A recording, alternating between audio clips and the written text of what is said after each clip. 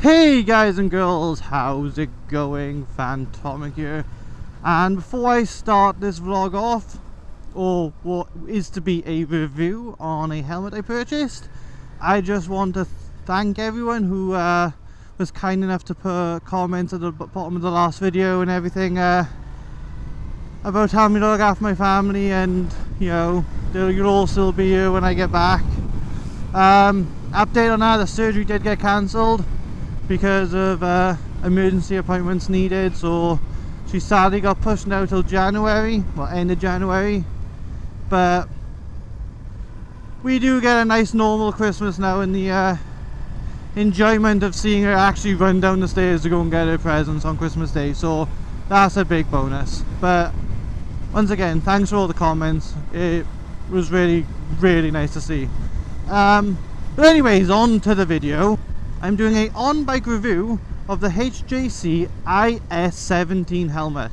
Now, the reason I originally bought this helmet was going back and forth to the gym. I didn't want to take my Scorpion helmet on the bike with me because when it's weather like this and it's raining, I didn't want to have that big I got the center on it, and even though it's slim, it's not slim enough with that device on there to fit into the lockers over there.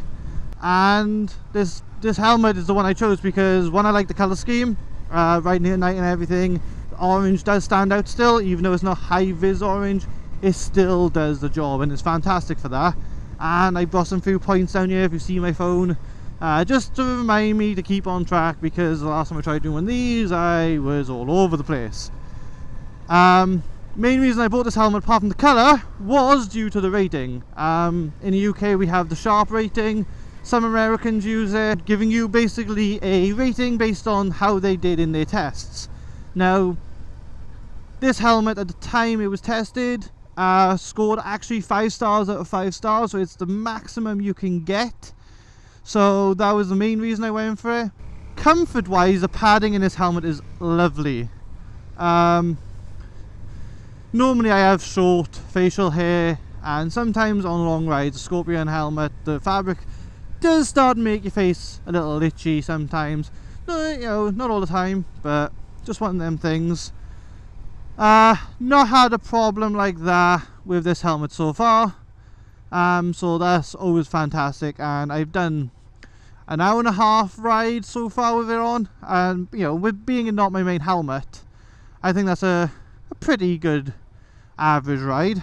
The helmet itself is made of a polycarbonate shell, so it's supposed to be, as far as I've done research on, a decent shell. It's not the most expensive out there, but you know, it definitely does get the job done. And the fact that it managed to score maximum rating during this test just proved that it was doing its job. Size wise, they go extra small to extra large, and apparently have a 2 shell size. So I think it's the extra small, and medium all share the same shell.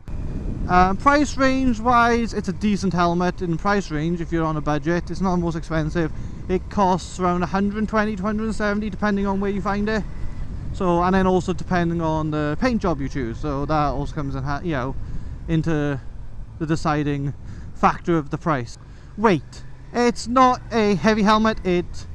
On average, the helmet weighs 1.55 kilograms. So apparently, according to most places, that is a average weight. It's not light, it's not heavy though. So that's something to bear in mind if you're looking for a super light helmet. Features wise, it has a sun visor. It has a pin lock, which is fantastic. Anti-fog, which is great this time of year.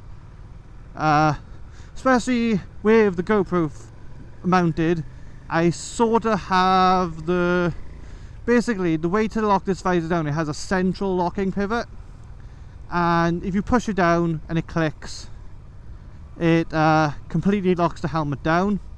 You can just unlatch it, and it's supposed to have a middle point. I always have trouble hitting that middle point where the visor is sort of locked in place, but it's not. But it's got room for air to get in to help with heat and things like that in the summer if you're getting a bit hot.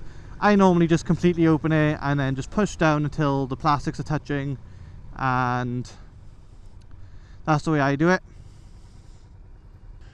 Removable and machine washable antibacterial interior pads, which is great.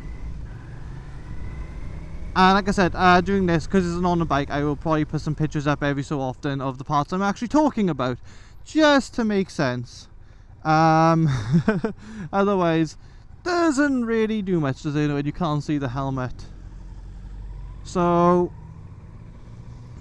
the visor is easy to remove. It's got basically two little, a little switch each side.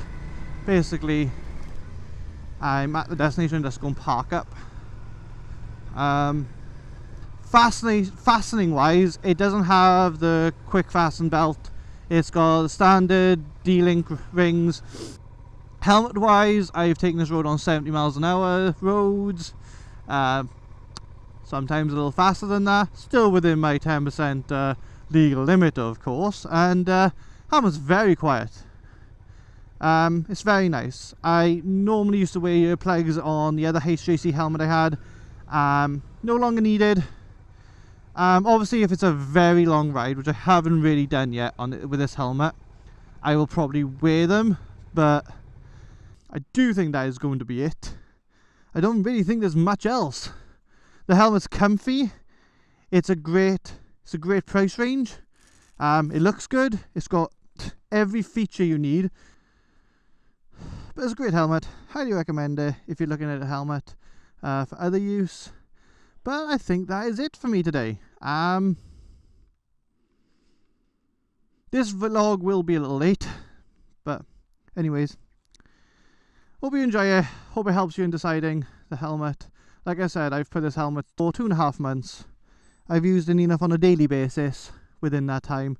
I thoroughly enjoyed this helmet. It makes going to the gym a lot easier. It's really comfortable compared to the last helmet I was using, because I didn't use a Scorpion helmet then. I used like a dual sport one. It was loud, it was annoying, it was shit. I gotta be honest, I wouldn't recommend that. But anyways, catch you in the next one.